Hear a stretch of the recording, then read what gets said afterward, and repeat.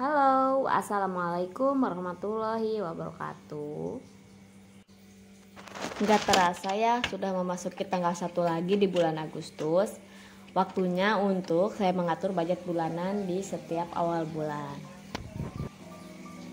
Sebelumnya saya ucapkan terima kasih banyak bagi kalian yang sudah nonton. Selamat datang juga bagi yang baru nonton. Salam kenal dari saya, Kania Dewi. Agar keuangan kita lebih teratur, alangkah baiknya kita harus pintar mengalokasikan dana dengan cara mencatat dan memisahkan dana sesuai posnya. Kalau gitu, yuk kita simak videonya baik-baik. Semoga bermanfaat bagi yang menonton. Let's go, kita mulai.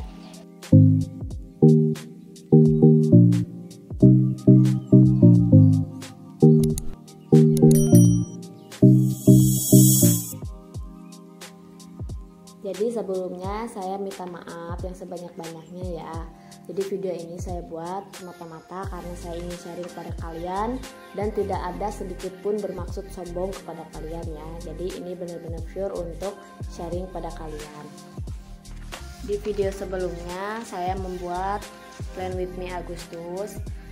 Tujuannya adalah untuk mencatat atau mengatur kebiasaan kita harus apa dan harus membiasakan apa, juga mencatat jadwal-jadwal yang harus kita lakukan agar lebih teratur aja gitu waktunya. Nah, di halaman berikutnya baru saya harus membuat planning. Jadi saya tulis di sini budget Agustus. Di sini saya tulis budget Agustus untuk judul dan saya selipkan kalender juga untuk mencatat gitu. Di halaman berikutnya saya tulis budget, pengeluaran rutin, pengeluaran tidak wajib, saving, zakat, dan emergency. Budget 3 juta ini adalah pure budget yang akan dipakai. Jadi income-nya itu sebenarnya kan saya kerja, suami kerja, jadi income-nya lebih dari ini, cuma udah dipakai untuk cicilan rumah dan sebagainya gitu. Untuk gaji pengasuh juga udah nggak dimasukkan ke sini gitu. Jadi ini benar-benar pure budget. Di list berikutnya ada list belanja. Jadi ini di halaman berikutnya saya tulis list belanja yang harus saya belanjakan sesuai kategorinya, seperti kebutuhan anak dan belanja bulanan. Di halaman berikutnya ada budget tracker. Jadi ini untuk mencatat apa saja yang sudah saya beli. Dan di berikutnya ini untuk di akhir bulan nanti adalah evaluasi. Jadi nanti saya harus mencatat evaluasinya. Nah, di sini saya sudah tarik semua. Jadi saya gunakan cash semua ya agar langsung dialokasikan. Jika disimpan di ATM nanti malah gak teratur gitu ya kalau menurut saya. Ini kalau menurut saya pribadi ya bun. Jadi saya tarik tunai dan beberapa sisa uang bulan kemarin. Recehnya juga saya keluarkan. Sebenarnya untuk budget planning ini saya udah lakukan di tahun 2020, cuma tidak dilakukan konsisten karena ada beberapa hal yang membuat saya jadi tidak bisa mengerjakannya, termasuk itu ada malas ya. Tapi setidaknya saya harus memulai lagi dari awal. Saya pisahkan dulu pecahan uang sesuai nominalnya, saya rapihkan agar nanti ketika pos dananya udah langsung bisa dibereskan gitu. Jadi nggak usah nyari lagi. Jadi udah saya rapihkan semua nominal ada ya komplit, ada 2000, 5000, 10, 20 dan 50. Nah, di sini ada pengeluaran rutin atau wajib. Di sini ada kebutuhan anak. Saya alokasikan dana 400.000. Hitung dulu ya, 1 2 3 4. Nah, sisanya simpan. Di sini saya menggunakan dompet pintar ya atau wallet organizer. Nah, di sini udah saya beri judul juga untuk alokasi dananya. Nah, seperti ini tuh minggu ke-1, minggu ke-2 belanja mingguan gitu. Jadi yang mingguan udah saya bagi menjadi 5 ya. Jadi kan biasanya ada 4 minggu lebih 3 hari, lebih berapa hari, jadi saya masukkan ke 5 gitu. Nah, gas dan galon saya nanti akan masukkan ke budget mingguannya karena tadi belum terbudgetkan. Transportasi, uang bekal ayah, uang bekal bunda, emergensi, dan di sini ada sinking fund. Jadi di sini saya lakukan juga sinking fund. Ini saya baru menjalankan dua kategori, yaitu khitanan sama pendidikan anak. Untuk renovasi rumah, kebutuhan pangan, furnitur, pajak kendaraan, skincare, lebaran, sama liburan itu saya belum mengalokasikannya. Jadi saya fokus kedua dulu karena budgetnya hanya bisa untuk sinking fund dua kategori tersebut. Nah, di sini saya mulai masukkan ke sesuai posnya ya. Jadi 400.000 saya masukkan ke kebutuhan anak. Yang kedua adalah belanja bulanan seperti beras, alat-alat mandi gitu. Jadi yang stok untuk bulanan. Di sini saya alokasikan 200.000. 1, 2. Penting juga sih kalau misalkan udah di pos-pos kayak gini, jadi kita nanti uangnya tidak tercampur gitu ya bun. Jadi alokasi kita tuh sesuai apa yang udah kita pisahkan gitu.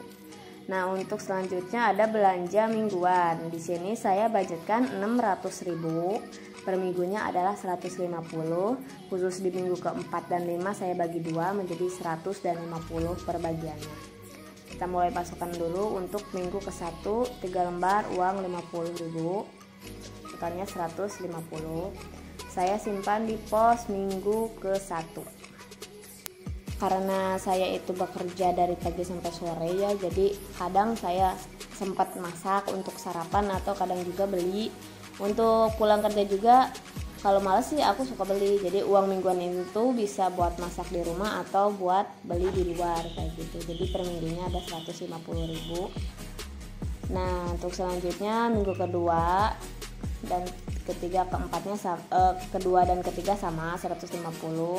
Di minggu keempat saya masukkan 100 dan di minggu kelima itu 50. Selanjutnya bekal kerja ayah. Saya budgetkan 10.000 per hari karena di sini lumayan ya, biaya makannya tuh murah. Di sini saya alokasikan 310.000. Untuk suami saya budgetkan full day, maksudnya tuh full 1 bulan, jadi 31 hari ya di bulan Agustus karena jadwalnya tidak tahu, biasanya sih hari Minggu suka masuk.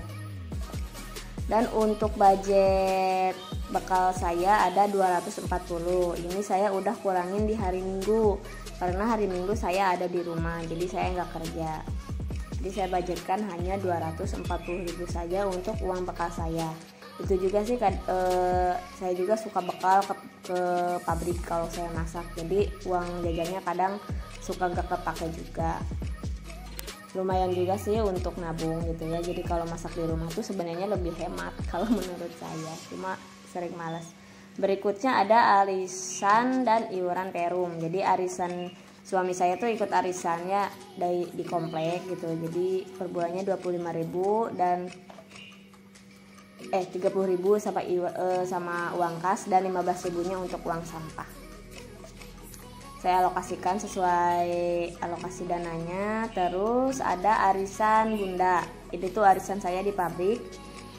Ini saya tidak cairkan ke uang. Jadi karena ini sistemnya transfer, jadi nggak saya tarik. Selanjutnya ada dana transportasi adalah 200.000. Karena saya tiap harinya pakai motor, jadi untuk transportasi lebih hemat sih karena mobil sudah jarang dipakai lagi. Selanjutnya ada emergensi di sini saya alokasikan 100.000. Jadi gunanya untuk dana darurat ya, ini bisa disebut dana darurat. Saya budgetkan 100.000. Bulan ini saya nggak bisa budgetkan banyak untuk emergensi, semoga ini bisa bulan depannya bisa lebih bertambah lagi.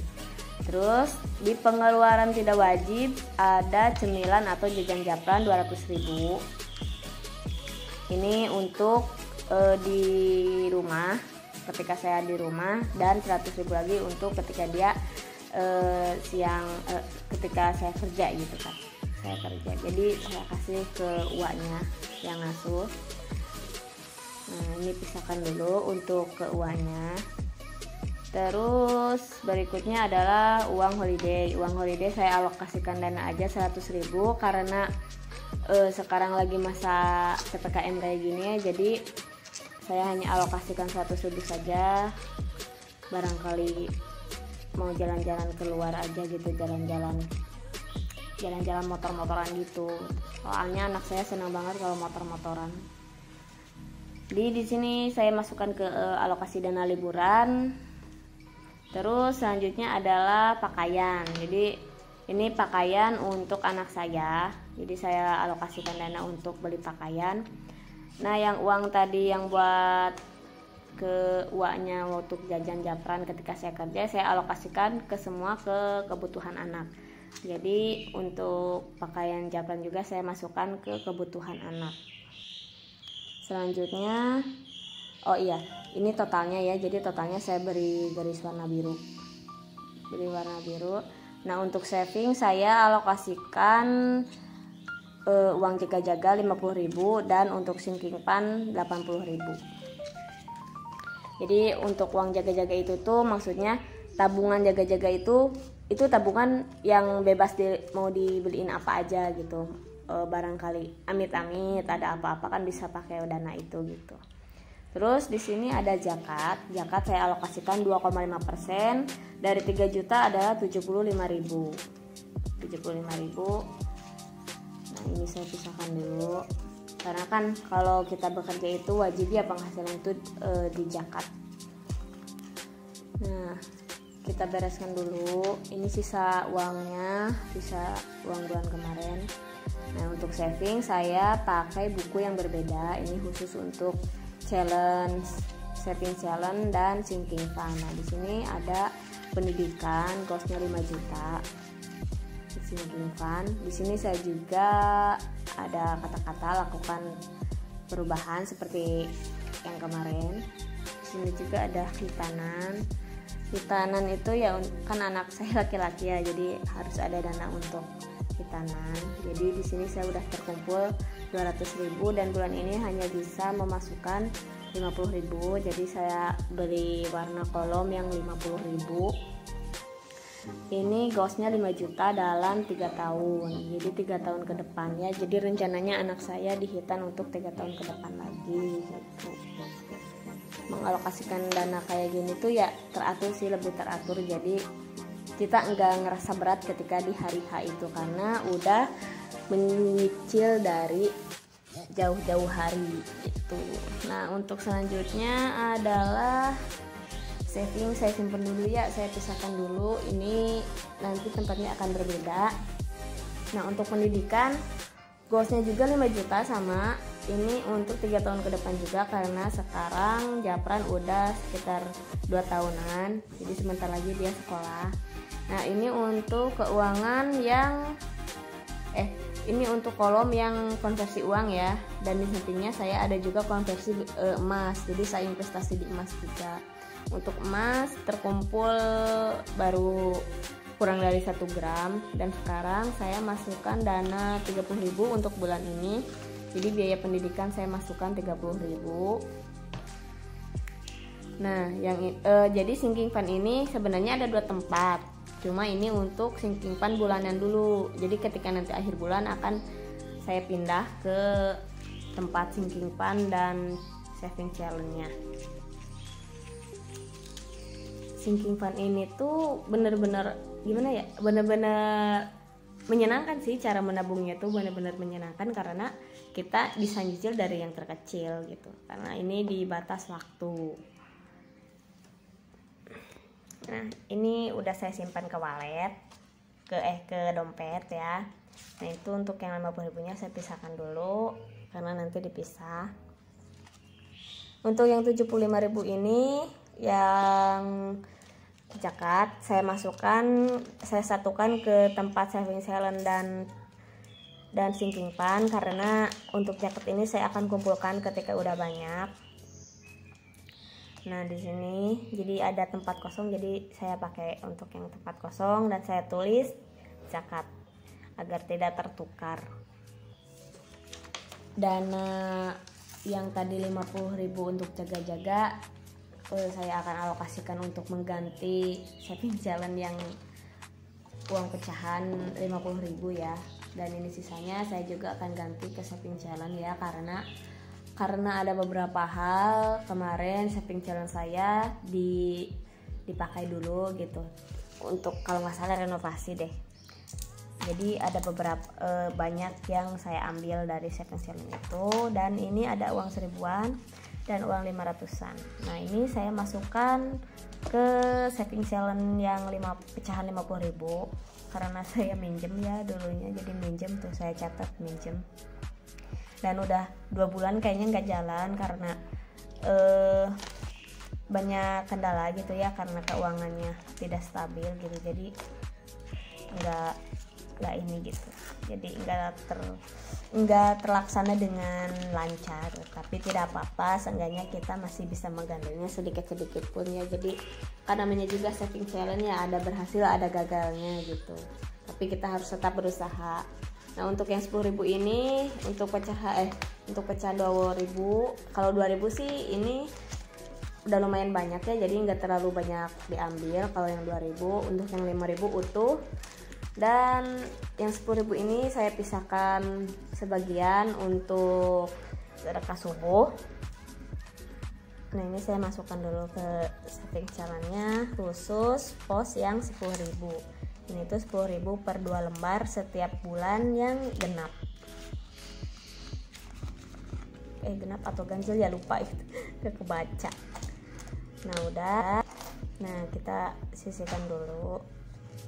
Nah yang untuk 1000-an ini saya alokasikan juga untuk saving challenge yang 1.000.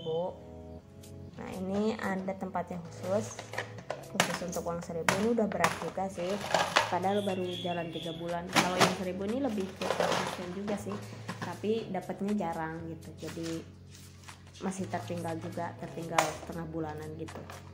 Ini bukunya dicoret-coret anak aku ya, karena aku nyimpennya di meja. Anak saya suka naik ke meja dan nulis-nulis gitu, coret-coret gitu. Nah ini saya beri warna hijau. Saya gambar per ininya dulu kan, jadi ini tuh yang baru, jadi saya salin ke yang baru. Nah ini emas yang tadi. Nah, kita sisihkan dulu ya, disisihkan dulu. Terus uang 500-an ini saya masukkan ke celengan. Ini celengan bekas mainan anak, jadi biar nggak jadi sampah saya ubah jadi celengan dan saya cat putih biar lebih rapi aja gitu, biar lebih enak dilihat. Uang receh juga jangan disepelein ya teman-teman, karena kalau terkumpul banyak pasti jumlahnya juga banyak ya, apalagi bisa kita belikan ke emas. Ada beberapa kayak EOA Gold ya, saya jadi member EOA Gold itu bisa membeli emas dengan uang receh, karena dengan 30.000-an aja udah bisa beli emas. Di sini saya kasih judul sedekah subuh ya, jadi ini tuh kita untuk sedekah subuh. Katanya kan saya dengar dari temen ya, biasanya yang sedekah subuh itu bisa sambil nulis doa kita gitu ya, keinginan kita semoga jadi doa gitu. Jadi uangnya saya simpan di kertas yang sudah saya tulis keinginan saya gitu, jadi dalamnya keinginan saya dan tujuan saya semoga tercapai gitu. Ini sih sekedar doa aja ya, bukan berarti saya berharap dari sedekah ini kita bisa mencapai itu, tapi kan tetap ada timbal balik dari kebaikan kita, yang ngebalas hanya Allah gitu kan. Tapi ini hanya doa kita yang kita tulis saja gitu, biar nanti ketika dibongkar kita ingat. Nah jadi sekian video kali ini, terima kasih banyak bagi yang setia sampai akhir, nonton sampai akhir. Selamat mencoba dan terima kasih. Assalamualaikum warahmatullahi wabarakatuh.